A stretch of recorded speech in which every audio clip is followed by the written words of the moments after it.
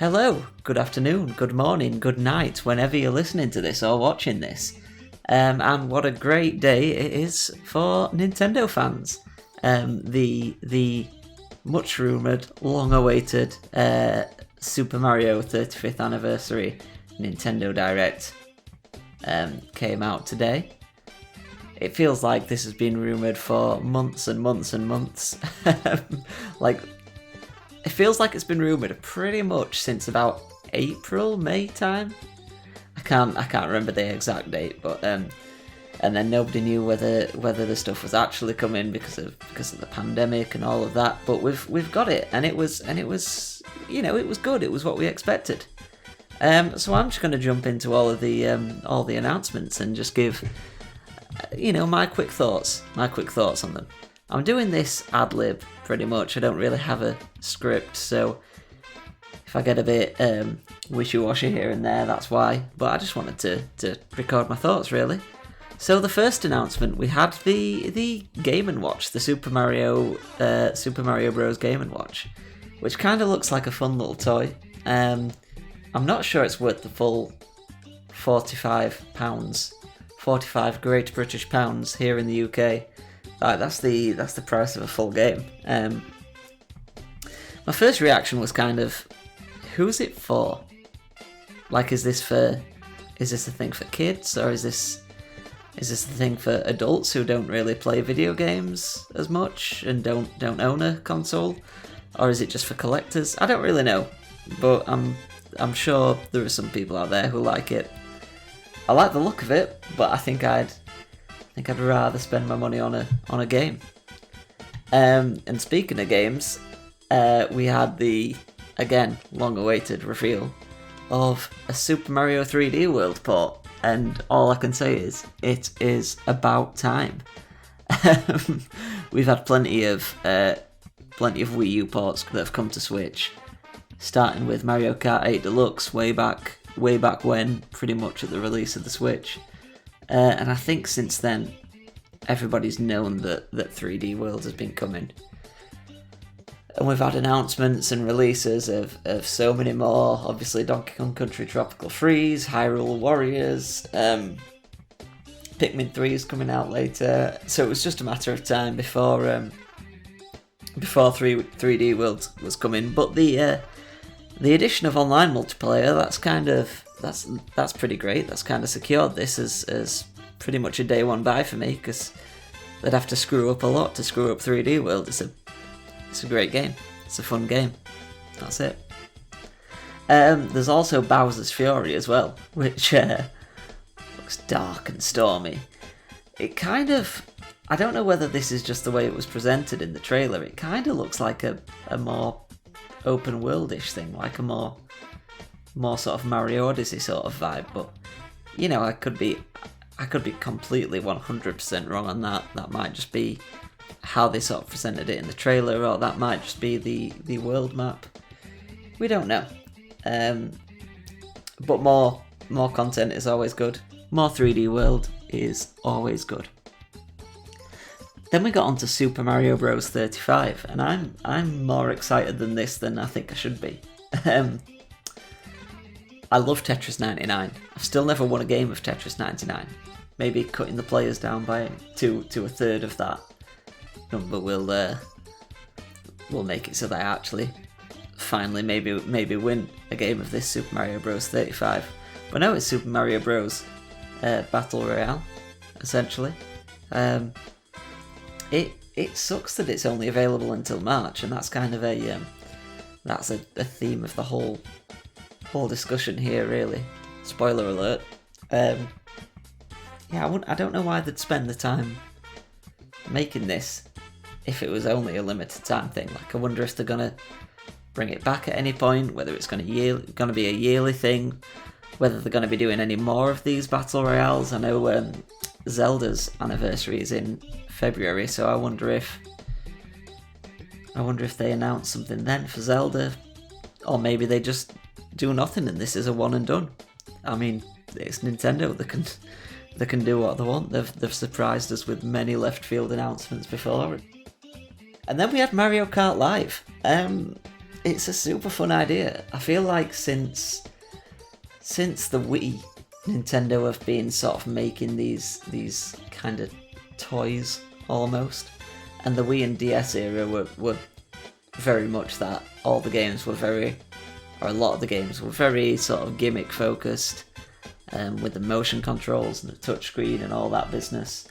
And I feel like they tried to continue on with that with the Wii U and the Amiibos, and it kind of failed. I know they're still doing Amiibos, but they seem to be doing well with it now.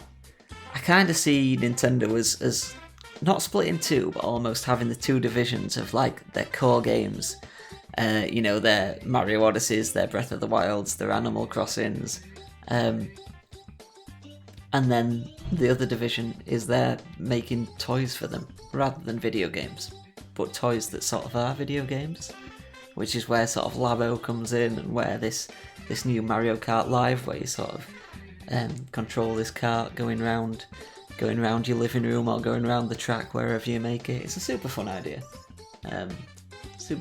Don't know whether it's going to be for me, because it's £100. It's the cost of 2 games, essentially.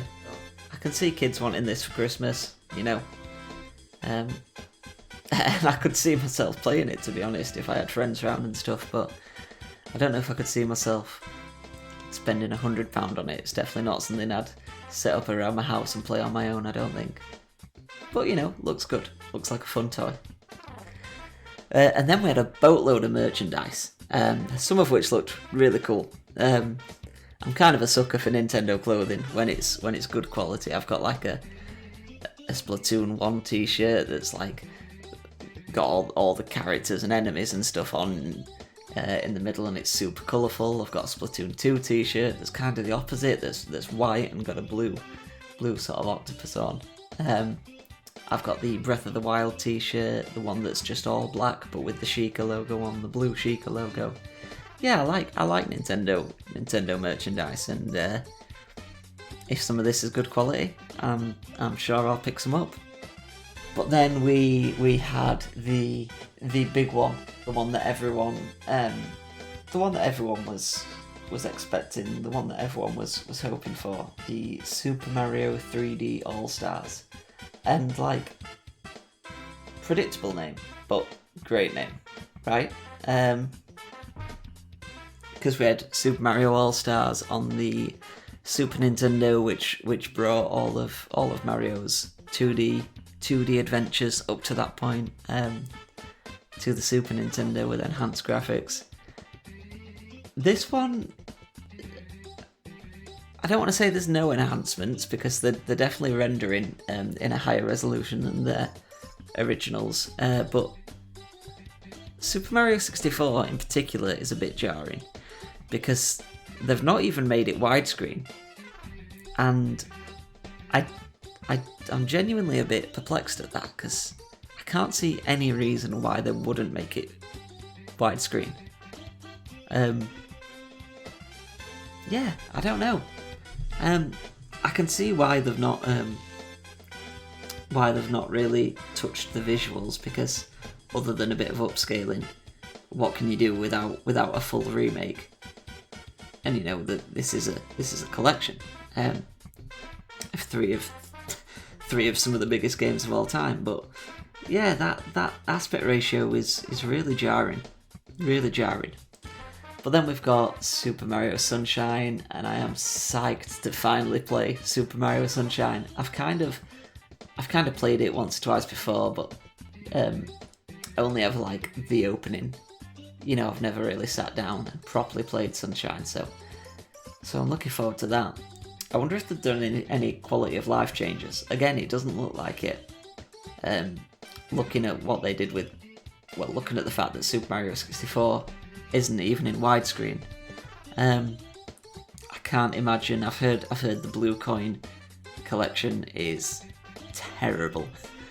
I've heard that just ruins the completionist side of the game, which is a shame, because I do like to try and 100% 3D Marios, but if I'm going to have to use a guide and all that for these blue coins, then I don't think I'm all that bothered. But Maybe they will. Maybe they'll add in some quality of life touches like they did with Wind Waker HD. Who knows? Who knows? And then Mario Galaxy, Super Mario Galaxy. Probably my... Ooh, I was going to say my second favourite 3D Mario behind Odyssey.